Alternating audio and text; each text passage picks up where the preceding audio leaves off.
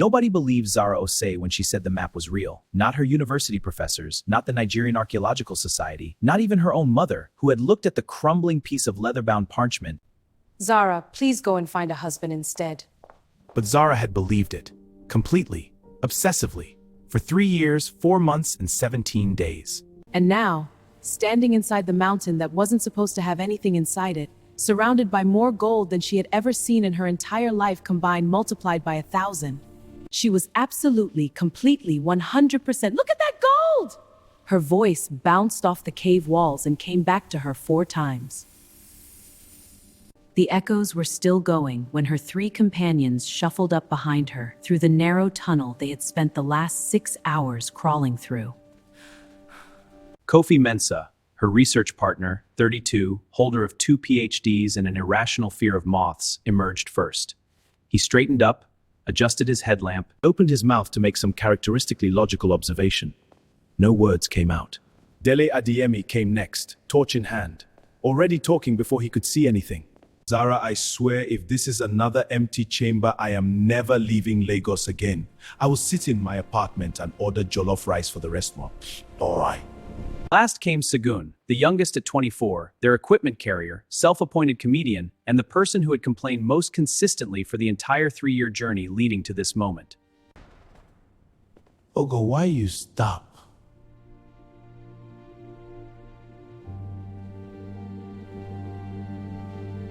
And the chamber was impossible. It stretched before them like the inside of a golden dream. Vast, cathedral ceilings, stalactites hanging like stone chandeliers above. Ancient torches lined the walls. And impossibly, they were still burning, casting everything in warm, dancing amber light that made the gold glow like captured sunlight. And there was so much gold. Treasure chests, actual, wooden, iron-banded treasure chests, the kind Zara had only ever seen in storybooks, spilled open across the chamber floor, overflowing with coins, artifacts, Jewelry, an object she couldn't yet name. Gold figurines. Gold vessels. ceremonial gold pieces covered in markings she recognized immediately as pre-colonial West African script. Older than any she had seen in any museum, any textbook, any academic paper ever written. Rising labyrinth gods with the statues. 3 of them. Enormous. Carved with impossible precision from solid gold, each one depicting a figure in ceremonial dress, faces serene and powerful. Eyes that somehow, in the torchlight, seem to follow you. The 3 guardians of Achem. They're real. They're actually real. Of course they're real. I am looking directly at them. They are objectively, measurably, scientifically real. How much do you think this is worth? Zara turned to him. I'm just saying, this is the greatest archaeological discovery in African history, possibly world history. We are looking at a civilization that we had no record of. These statues alone would rewrite every textbook on pre-colonial West African kingdoms. She took a breath. So to answer your question, it is worth more than money. But also probably a lot of money though, right? Segun! Okay, sorry. Continuing. Kofi had already moved deeper into the chamber, head-led swinging, muttering rapidly into his voice recorder like a man trying to download an entire museum with his mouth. These coins? The iconography? Zara, come look at this. The iconography matches the Achem glyphs from the parchment exactly. Which means the map isn't just a map. It's a key. Someone made that map specifically so someone else could find this place. Someone like us. Someone exactly like us. Delit stationed himself between them and the statues, torch raised, watching the golden faces with an expressionless suspicion. I just want to note that in every story where 4 people find a hidden treasure chamber, things go badly for at least 2 of them. Those are fiction. This also looked like fiction this morning. The statues are not cursed, Dele. You don't know that. I'm an archaeologist, and I'm a man with eyes and common sense. And I am telling you, those things are looking at me. Zara glanced up at the statues. In the flickering torchlight, the golden eyes did have a particular quality, a depth, a stillness, a sense of attention that was hard to explain rationally. She looked away quickly. They're not looking at you, she said, with slightly less certainty than before. It was Segun who found the inscription, He had wandered. despite being specifically told not to wander. Guys, Segun, don't touch anything.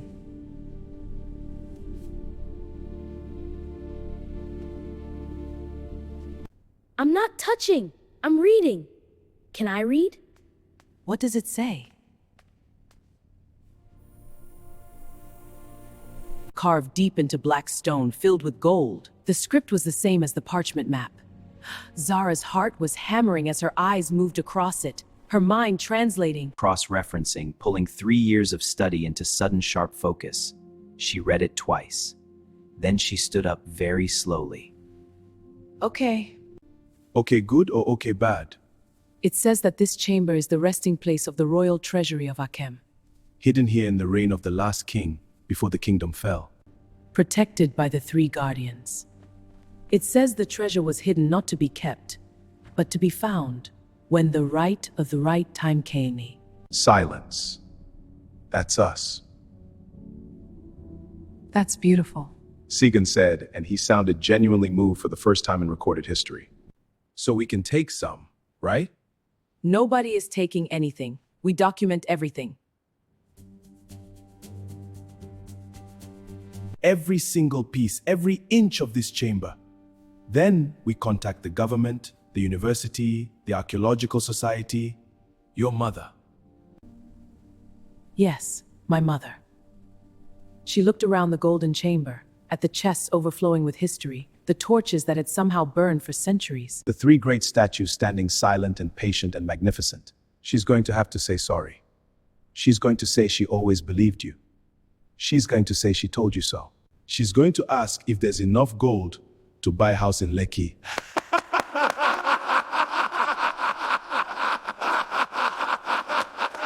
And came back to them warm, filling the space the way it probably hadn't been filled since the last king walked these floors.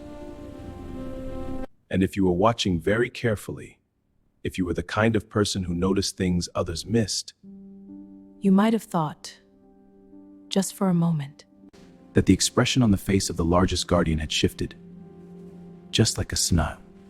Autographing now. They worked through the night and into the next morning, photographing, And started talking to them instead, providing a running commentary of the cataloging process that the Guardians received with their usual dignified silence. Sagan made tea on a small camp stove and passed it around without being asked, which Zara noted. that was genuine character growth. When the first signal finally connected on the satellite phone and she heard the voice. Zara walked to the chamber entrance, looked back one last time at everything. The gold, the statues, the ancient torches still burning after all their long centuries of waiting. And she thought about the last king of Akem, who had hidden all of this not to protect it from the world. We found it. We actually found it. Director, you're going to want to sit down. Dele, I am telling you. That one in the middle just winked at me. Segan, statues cannot wink. This one did. I am going to need you to stop. I'm just saying what I saw. Sigun. Zara smiled, turned back to her phone call, and began telling the world about the lost kingdom of Akem.